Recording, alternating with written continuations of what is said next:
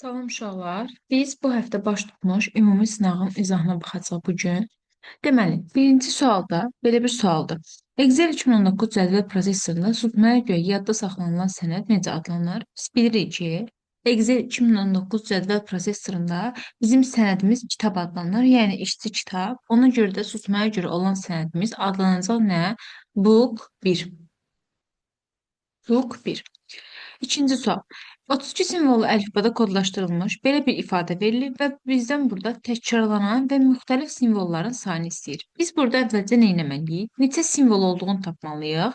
Bunun üçün də baxırıq ki, nə verib bizə? 32 simvolu əlifba verdiyinə görə biz burada verilən simvolları 5-5 ayıracağıq. Niyə görə 5-5? Çünki 32 simvolu əlifbada bir simvoldan söhbət gedirsə, bir simvolun nə qədər yer tutduğunu tapacaq. 2 üstü 5. Deməli, bir simvolun tərkibinə daxildir nə? 5 bit. Biz də bilirik ki, bir bit yaddaşda nə qədər yer tuturdu? Bir dənə 1 və yaxud da bir dənə 0. Ona görə buradan sayı 5-5 ayıracaq. Baxaq. 1, 2, 3, 4, 5 ayırdıq. 1, 2, 3, 4, 5 ayırdıq. 1, 2, 3, 4, 5 1, 2, 3, 4, 5. 5 simvol qaldı sonda. Baxıram ki, burada ümumi nə qədər simvolum var? 4 dənə simvol var. Məndən təkrarlanan simvollar istəyir.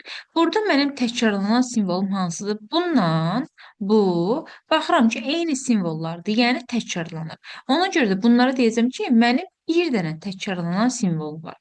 Yaxşı. Bəs müxtəliflər? Bu da bir ayrı müxtəlif simvoldur. Bu özü də nədir? Bir ayrı müxtəlif simvoldur. Yəni, iki dənə də müxtəlif simvolum var. Məndən də bunların cəmini istəyir deyə 1 plus 2 cavab olacaq nə? 3. B variantı. Daha sonra, üçüncü sual. Yenə Excel-ə aid bir sualdır. Elektron cədvəldə verilənlərə əsasən əməliyyatın icrasından sonra Y1 xanasına nə yazılacaq? Baxıram, Y1 xanasında olan belə bir funksiya verib, count funksiyasıdır. Mən əvvəlcə nəyə diqqət eləməliyəm? Count funksiyası nə iş görür? Mən bilirəm ki, count funksiyası rəqəm və yaxud da ədəd yazılmış xanaların sayını tapır. Count A1, C4, yəni A1, C4 diapazonunda olan rəqəm və yaxud da ədəd yazılmış xanaların nə edəcək? Sayını tapacaq. Əvvəlcə bu hissəni həll edək. Baxaq. 1, 2, 3 və 4. Çünki A1 C4 diapazonu deyir. Olacaq neçə dənə? 4 dənə. Yəni mənim bu diapazonda 4 dənə rəqəm yazılmış, belə deyim, ədəd yazılmış xanam var. Sual yaranar ki, burada 8-i niyə götürmədik? 8 xana daxilində əgər dırnaq içərisində yazılıbsa, biz bu dırnağı, biz bu ədədi, yəni rəqəmi nə etməyəcəyik? Mətin tipində götürəcəyik, rəqəm tipində götürməyəcəyik. Ona görə də 8 saymırıq. Çünki dedik ki, count nə edir? Yalnız rəqəm yazılmış xanaları sayır. Amma arqumentdə bizə əgər dırnaqda 5 veribsə, bunu bir dənə rəqəm olaraq götürəcəyik. Arqumentdə bizə dırnaqda true veribsə, biz bunu 1 olaraq qəbul edəcəyik. Əgər dırnaqsız false veribsə, mənə arqument, biz bunu nə edəcəyik? Mətin tipində qəbul edəcəyik və bunu rəqəm kimi saymayacaq. Və burada bir dənə 0 var. 0-ın özündə nə edəcəyik? Rəqəm kimi sayacaq. Bu da olacaq nə? Bir dənə rəqəm. Yəni ümumilikdə mənim diapazonumda 4 dənə arqumentimdə isə 3 dənə rəqəm oldu. Bunları da toplayanda, çünki dedik bunun sayını tapırdı count funksiyası, 4 plus 3 eləyəcək neçə? 7 dənə. Yəni cavabımız olacaq nə? 7.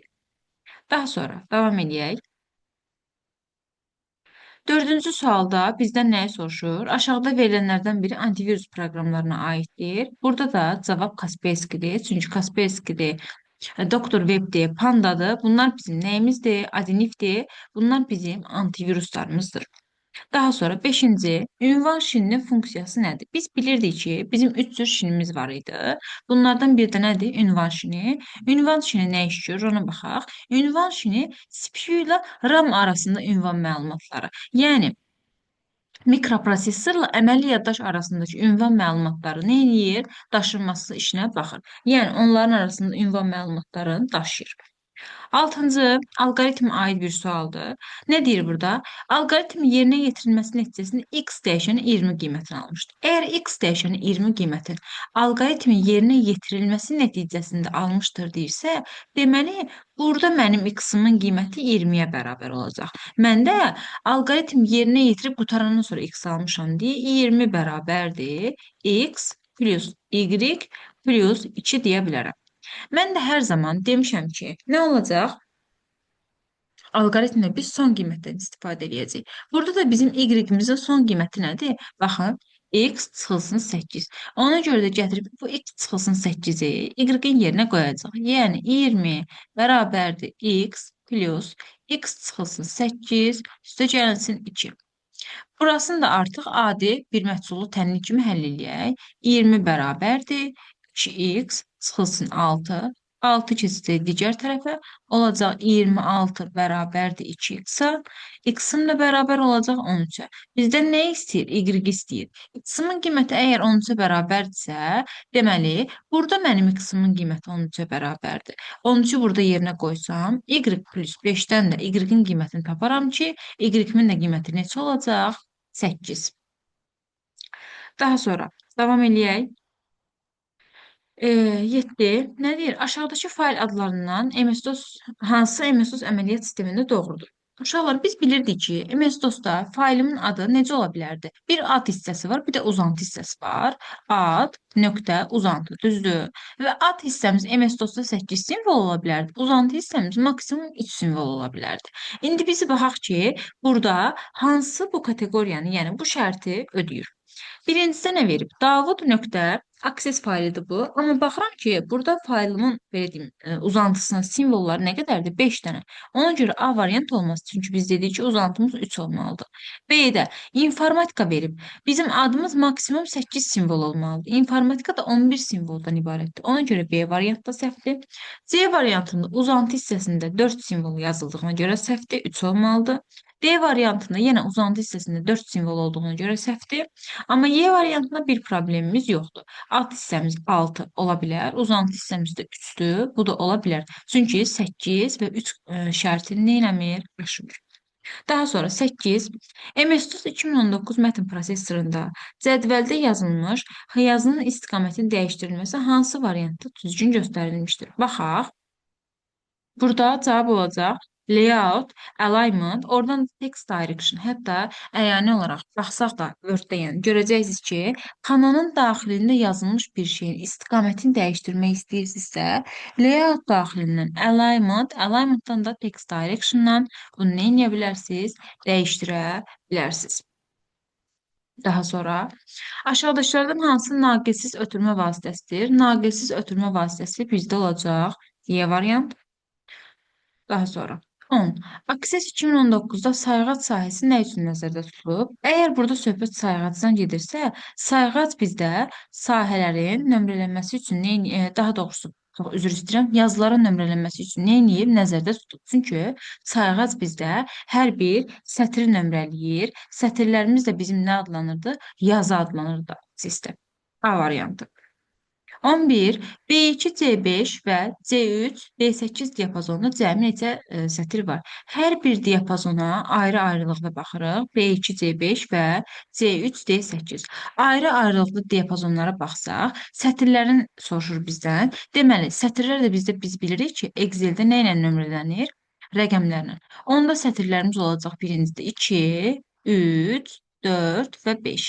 Bunun qısa yolu 5 çıxılsın 2 plus 1 də yazsaz, burada sətirlərin sayını tapa bilərsiniz. O da eləyəcək 4. Daha sonra ikinci diapazona baxaq. 3, 4, 5, 6, 7 və 8. Yenə bunda eyni qaydada 8 çıxılsın 3 plus 1 yazsaq, nə edərik? Cəmi, daha doğrusu sətirlərin sayını tapmış olaraq. Elə də 6. İndi bizdən də nə istəyir? Hər iki diapazonda olanların sətirlərinin sayı 4 plus 6, o da eləyəcək 10. Daha sonra Windows 11 əməliyyat sistemində Pat və ya Ctrl-X əmri ilə kəsilmiş obyekti uşaqlar yadda saxlayaq ki, Əgər Windows 11 əməliyyat sistemində hər hansı bir şey kat və yaxud da Ctrl X eləmişəmsə, yəni kəsib götürmüşəmsə, həmin obyekt gedib mübadilə buferinə düşür və onu mübadilə buferindən sadəcə bir dəfə istifadə edərək yapışdıra bilərsiniz. Amma eyni əməliyyatı kopya üçün eləsəz, yəni hər hansı bir şey Ctrl+C və yaxud da kopya eləsəz, mübadilə buferindən silinənə qədər istənilən sayda yapışdırmaq olar. Burada kat dediyinə görə bizim cavabımız olacaq nə? Bir dəfə. Daha sonra 13. 13-də nə deyir? Deməli, MS Word 2019-da lent tabından bir fraqment təsvir olunmuşdur və bizdən soruşur ki, bu belə deyək, lent tabı hara aiddir? Hansı lent tabının içinə aiddir? Bu fraqment hansı lent tabının içinə aiddir? Cavab da olacaq nə? 13-də B variantı. Table layout. Yəni, mən cədvəllərlə işləyərkən, sənədimə cədvəl əlavə eləyərkən, mənim yaranan alət tabım var. Alət tabımın da birinin adı nədir? Layout. Table layout. Ona görə də cavabımız olacaq table layout. Daha sonra 14-də baxaq. Bu protokol elektron poçta mübadilənin sadə protokoludur. Sadə protokol deyirsə, artıq biz bilməliyik ki, söhbət SMTP protokolundan neyniyir? Gedir. Bu protokoldan məktubun istifadəçilərinə serverlərin göndərilməsi və məktubun bir serverdən digərinə göndərmək üçün alıcıya çatdırılması üçün istifadə olunur. Bəli, burada da cavab SMTP protokolu olacaq. Elə dediyim kimi sadə protokoldan bilməliyik ki, söhbət nədən gedir? SMTP-dən. Yaddaşın əsas xarakteristikası. Burada verilənlərə görə biz baxaq ki, yaddaşın əsas xarakteristikası nədir? Burada cavab olacaq bir həcmi. Həcm nə idi? Yaddaşın maksimum tuta biləcəyi informasiyanın həcmi. Biri olacaq bir də olacaq informasiyanın yazılış sıxlığı. Daha sonra 16. PowerPoint-də belə bir tab verib, timing deyə bir tabdır. Biz də bilməliyik ki, bu tab nədir? Deməli, transition lent tabından mən sənədə kesit effektləri verəndə belə bir tabdan istifadə edirəm. Yəni, həmin o kesit effektlərinin vaxtı ilə işləmək üçün timing lent tabından nə edəcəm? İstifadə eləyəcəm. Daha sonra 17, biraz böyük sualdır. Biraz açıqlaşdıraq. Aha. Bizə kompüter qrafikası ilə bağlı bir sual verib, baxaq görək söhbət nədən gedir. Hər bir təsvir çoxsaylı ən sadə elementlərinin piksellər massivindən ibarətdir. Uşaqlar, burada piksellər deyirsə, artıq bilməlisiniz ki, söhbət rasterdan gedir. Çünki biz bilirik ki, raster təsvirlərdə nədir? Piksellər çoxluğundan ibarətdir, nöqtələr çoxluğundan ibarətdir. Ona görə də birinciyə uyğun olacaq hansı? Deməli, B variant. İkinciyə, regulyar strukturlar əsasında yaradılan təsvirlərdən ibarətdir. Bu da olacaq. Regulyar dediyinə görə, deməli, bizim cavabımız olacaq nə? Vektor. İkinciyə Y variant. Bir də nə deyir? Üçüncü deyir, riyazi hesablamalar əsasında avtomatik generasiya olan təsvirlər. Riyazi hesablamalar dediyinə görə biz də bilməliyik ki, cavab fraktaldır. Çünki fraktal qrafikada biz nə demişdik? Fraktal qrafika bir-birini kəskin təkrarlayan həndəsi fiqurlardan və riyazi hesablamalar əsasında nə edirdi? Yaradılan bir qrafikadır. Daha sonra 18. Aşağıdakı faylların hansı PowerPoint 2019 təqdimat faylının adıdır? Baxaq, uşaqlar, burada adları fərqli verə bilər.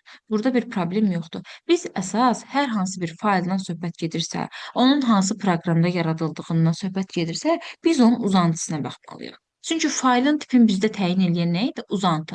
Biz də uzantıya baxaq. Birincisi presentation verib. Biz bilirik ki, düzdür.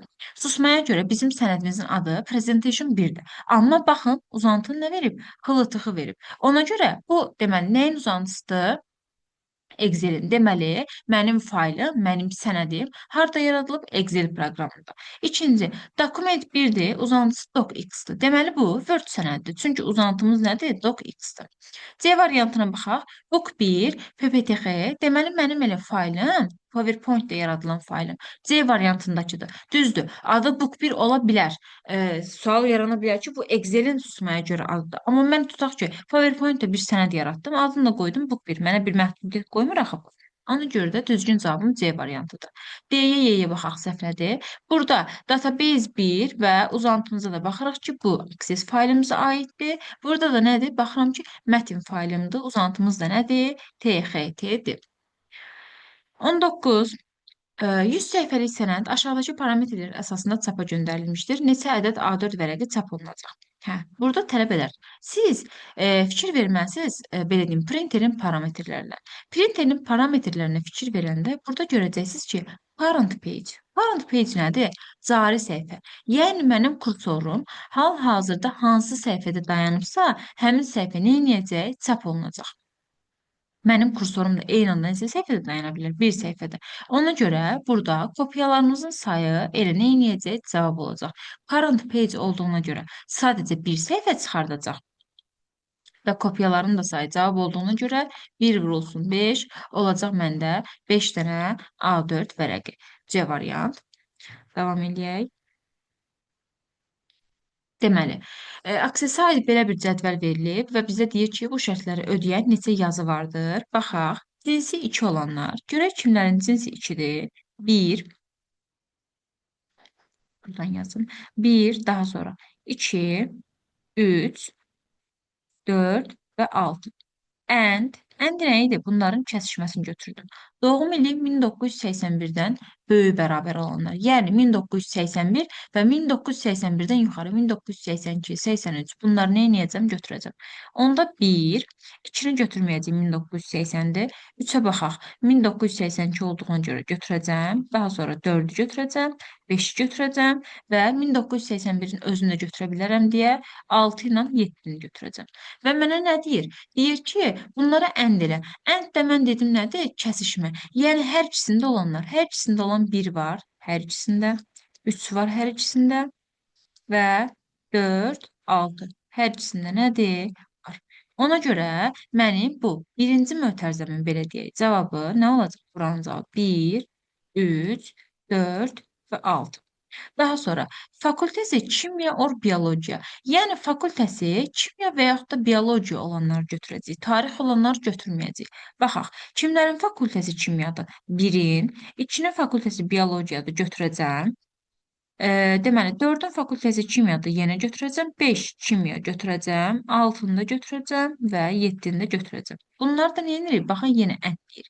Yəni, bayaq tapdığım cavab nə idi?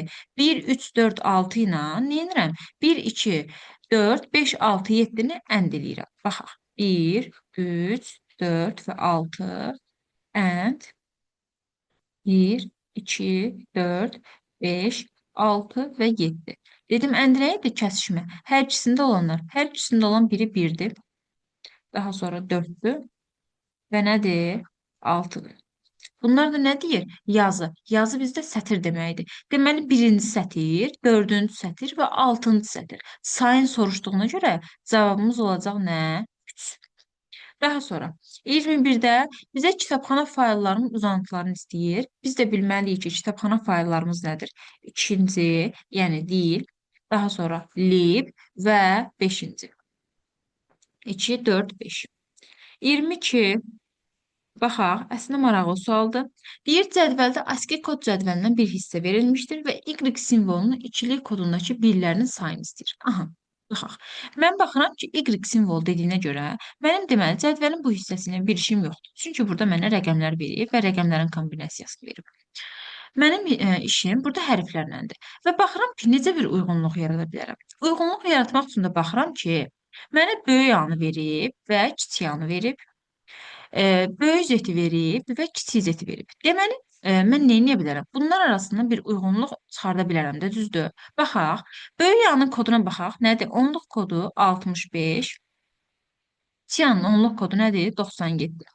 Eyni qaydada baxıram ki, böyük zetin onluq kodu nədir? 90, kiçik zetin onluq kodu nədir? 122. Yəni bunların arasında baxıram ki, 32 fərq var. Balacadan böyüyə çıxanda mən nə alıram? 32 alıram, düzdür? Belə bir uyğunluğu tapdım. İndi mənə Y simvolunun, balaca Y simvolunun kodunu sorur. Böyüyünün kodu əlimdə var. Onda deməli mən balaca Y-dən yenə böyük Y-də çıxanda mənə 32 verməlidir. Onda balaca Y-in kodunu bilmirəm. Çıxılsın. Böyük Y-in kodunu bilirəm axı 89 bərabərdir nəyə? 32-yə. İndi buradan da adi tənlik kimi mən Y-in kodunu tapsam, olacaq nə? 110, o da 11, 121. Deməli, bu mənim nəyim oldu? Y-in onluq kodu, düzdür? İndi Y simvolunun ikilik kodundakı birlərin sayı deyir. Niyə niyəcək? Adi qaydada say sistemlərindən öyrəndiyimiz kimi. Onluq say sistemindən ikilik say sisteminə keçəcək. 121 bölünsün 2. Eləyəcək 60. Çıxılsın 120, qalğın 1. 60 bölünsün 2. 30, çıxılsın 60. Qalağım 0. 30 bölünsün 2.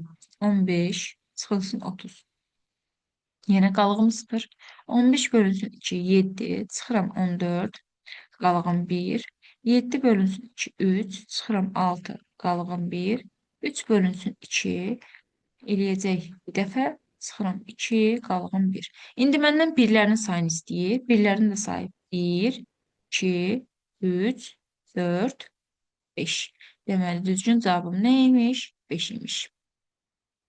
Daha sonra 23-ə baxaq. Excel 2019 cədvəlində Y5 xanasına yazılmış düsturun hansı xanalara köçürülə bilmədiyini soruşur. Bir-bir hər birinə baxaq. Y5-ə yazılmış belə bir düsturdur.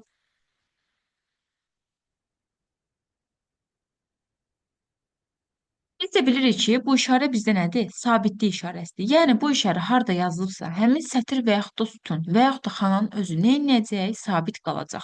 Məndə deməli burada A sütunum sabit qalacaq, burada da dördüncü sətrim nə edəcək? Sabit qalacaq.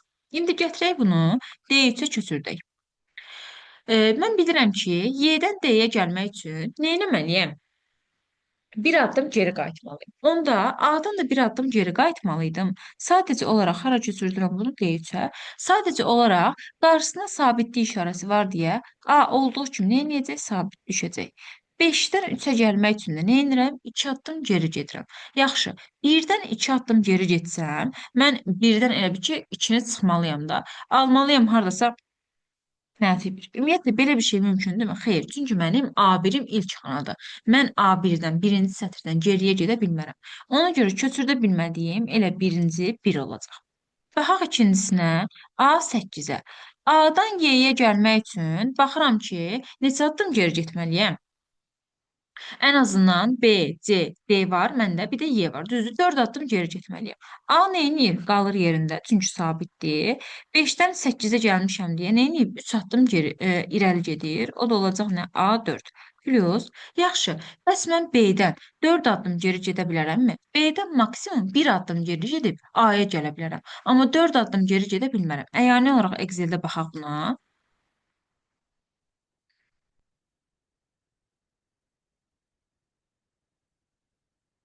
Baxın, A-dan başlayıram. A-dan əvvəli yoxdur və 1-dən də əvvəli yoxdur. İlk məndə A1-dir. Ona görə mən artıq Y-də yazılan bir şeyi gətirib B-dən geriyə nə edə bilmərəm? Köçürdə bilmərəm. Ona görə də ikinci də olacaq nə? A8. Çünki A8-ə gəlmək üçün mən B-dən 4 addım geri getməliyəm. Mən də indi baxdım axı, B-dən 4 addım gerisi yoxdur. B-dən maksimum 1 addım gerisi var. Daha sonra digərlərinə baxaq. Cavabımız olacaq 1, 2. İndi baxaq görək hansından köçürdə bilərik. D5-ə deməli, Y-dən D-yə gəlmək üçün nə etməliyəm? Bir addım geri getməliyəm. Bir addım geri gedəndə məndə A olduğu kimi sabit qalacaq. 5-dən 5-ə gəlib deyə heç nə dəyişməyəcək. Elə A1 olduğu kimi nə edəcək? Köçəcək. B4-də də Y-dən D-yə gedəndə bir addım geri getmişəm. B-dən də bir addım geri gedə bilərəm də. A-ya keçə bilərəm və nə edəcək? Mənim sətrim sabit qalacaq. Daha sonra nədir? Y6. Yenə hərflər Y-dən Y-yə gəlirəm. Heç bir şey dəyişmir. Olduğu kimi qalacaq. A zaten sabitdə olduğu kimi qalır. 5-dən 6-ya gələndə bir vahid artdığına görə 1 vahid artacaq, olacaq 2. B-dən də B-yə gələcəm. Bir şey dəyişməyəcək. 4-dəki zaten mənim sabit sətrimdir. Yəni 3-dən 4-ə köçürdə bilərəm. 1-lə 2-yə köçürdə bilmərəm. Daha sonra 24-cü sual. Deyir, Windows 11 əməliyyat sistemində pəncərələrin hansı növləri var? Uşaqlar, biz də bilməliyik ki, bizim sistem və tətbiqi proqram pəncərəmiz, qovluq pəncərəmiz, həmçinin dialoq pəncərəmiz var. Yəni, cavab nə olacaq? 2, 4 və 6. 25-ci sual. Deməli, uyğunluğu müəyyən eləyin. Modem biz bilirik ki, bizdə modulyasiya, demodulyasiya prosesini həyata keçirir. Həmçinin rəqəmsal siqnalı analoqa, analoq siqnalı rəqəmsala çevirir deyə bilərik. Ona görə də birinciyə aid olacaq A. İkinci, qovşaq. Hub. Hub neyinirdi? Düyün nöqtələrin birləşdirməyə imkan verir və ona daxil olan bütün informasiyanı lazım olan hissələrə, lazım olan kompüterlərə neyinirdi? Ötürürdü. Ona görə də ikiyə aid olacaq nə? D və üçüncü nə deməndə? Switch. Yəni çevirici. Biz bilirik ki, switchin iki dənə əsas növü var. Biri körpü, bir də marşrutlaşdırıcı. Yəni marşrutlaşdırıcı. Neyinirdi? Körpü də marşrutlaşdırıcı da switchin bir növüdür. Yəni çevirmə prosesini həyata keçirirdi. Həmçinin switch neyinir? Siqnalları belə deyək də, yalnız tələb olunan kompüterlərə ötürür. Yəni nə idi? Daha ağıllı, qurğu idi. Ona görə də üçüncüyə də olacaq B ilə Y. Belə, bu sınaq haqqında ümumi olaraq bu qədər. Sağ olun.